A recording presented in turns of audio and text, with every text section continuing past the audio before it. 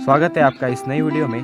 आज के इस वीडियो में हम प्रेसिडेंट ऑफ इंडिया के बारे में जानेंगे। दोस्तों, ये प्रेसिडेंट ऑफ इंडिया का पार्ट 1 है। पार्ट 2 भी जल्दी ही आएगा। और दोस्तों, ये हमारे एक पॉलिटी सीरीज़ का नया एपिसोड है। तो दोस्तों, चलिए वीडियो को स्टार्ट करते हैं। प्रेसिडेंट दोस्तों हमारे देश के हेड होते हैं। वो हमारे देश के सबसे पहले सिटीज़न भी होते हैं और हमारे देश के यूनिटी, इंटीग्रिटी और सॉलिडेरिटी के एक सिंबल होते हैं। वो हमारे इंडियन आर्म फोर्सेस के सुप्रीम कमांडर भी होते हैं। वो राष्ट्रपति भवन में रहते हैं। अगर आपको भी प्रेसिडेंट बनना है तो उसके लिए कुछ क्वालिफिकेशंस है और अगर आप एलिजिबल होंगे तो आप प्रेसिडेंट बन सकते हैं। उसमें से पहला है you should be an Indian citizen. आप एक भारतीय नागरिक होने चाहिए और आपकी उम्र 35 ईयर से ज़्यादा होनी चाहिए।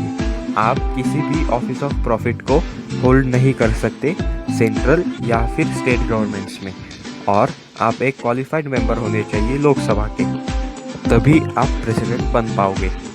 अभी हम हमारे देश के प्रेसिडेंट के इलेक्शंस के बारे में जानेंगे।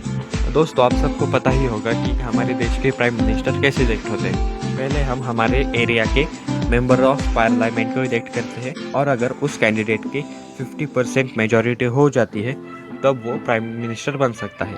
लेकिन दोस्तों, प्रेसिडेंट के इलेक्शंस में हम इंडियन सिटीजन्स डायरेक्टली वोट नहीं कर सकते।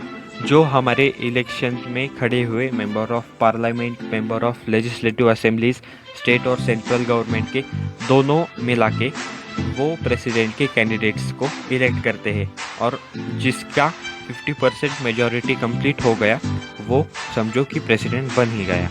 और दोस्तों, हमारे देश के प्रेसिडेंट के इलेक्शंस पहले प्रेसिडेंट की टर्म ख़त्म होने के 6 साल पहले ही किए जाते हैं। प्रेसिडेंशियल इलेक्शंस और पहले प्रेसिडेंट की टर्म ख़त्म होने के बाद नए प्रेसिडेंट की ओथ एंड एफर्मेशन सेरेमनी होती है। दोस्तों, इस ओथ सेरेमनी में हमारे चीफ जस्टिस ऑफ इंडिया या फिर उनके एब्सेंस में कोई भी सीनियर मोस्ट जज ऑफ सुप्रीम कोर्ट हमारे नए प्रेसिडेंट को शपथ दिलाता है, और अगर कोई भी एक एक्टिंग प्रेसिडेंट होगा तो उन्हें भी यही एक सेम प्रोसीजर फॉलो करना होगा। अभी हम प्रेसिडेंट के टर्म और इम्पीचमेंट के बारे में जानेंगे।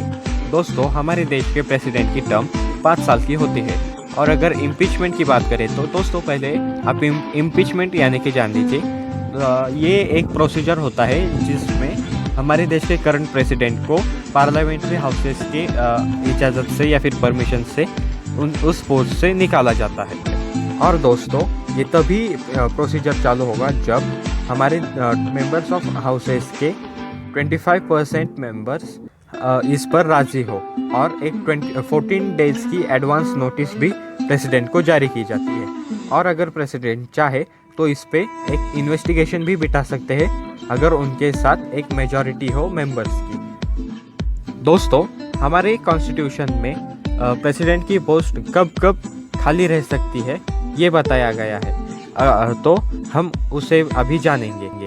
इसमें सबसे पहली वैकेंसी होगी अगर उनका टर्म यानी कि 5 साल का टर्म खत्म हो जाए। दूसरी बार होगा जब उन्हें इम्पीचमेंट की प्रोसीजर से निकाला गया हो। तीसरी बार वैकेंसी आएगी जब उनकी मृत्यु हो जाएगी। चौथी बार अगर वो प्रेसिडेंट की पोस्ट के लिए डिस्क्वालीफाई हो जाएंगे, यानी कि हमने जैसे आपको पहले बताया था कि प्रेसिडेंट की पोस्ट के लिए कुछ क्वालिफिकेशंस होते हैं। अगर उनमें वो आदमी या कैंडिडेट खरा उतरता है तभी वो प्रेसिडेंट बन सकता है। लेकिन जब उन्होंने किसी दूसरे कंट्री की सिटीजनशिप ली या फिर किसी ऑफिस ऑफ प्रॉफिट को होल्ड करा तो उनकी प्रेसिडेंटशिप की टर्म उसी वक्त ख़त्म हो जाएगी। और एकदम आखिरी वैकेंसी होगी अगर वो करंट प्रेसिडेंट रिज़ाइन कर दे तब। तो दोस्तों, आज के लिए बस इतना ही। अगर ये वीडियो आपको पसंद आया हो तो इसे लाइक कीजिए और हमारे इस चैनल को सब्सक्राइब कीजिए, क्योंकि हम ऐसे ही इन्फॉर्मेशन भरे वीडियोस लाते रहते हैं। और अगर आपके पास कोई क्वेरीज या फिर कोई सजेशंस हो तो वो नीचे कमेंट सेक्शन में दीजिए। जैसे कि मैंने कहा था, मैंने पॉलिटी सीरीज़ शुरू कर दी है और मैं जल्दी ही एक चीफ मिनिस्टर सीरीज़ का एक वीडियो लाऊंगा। और दोस्तों, हम एक टॉप 10 सीरीज़ भी शुरू कर रहे हैं आज से। तो स्टे कनेक्टेड, स्टे सेफ। जय हिंद।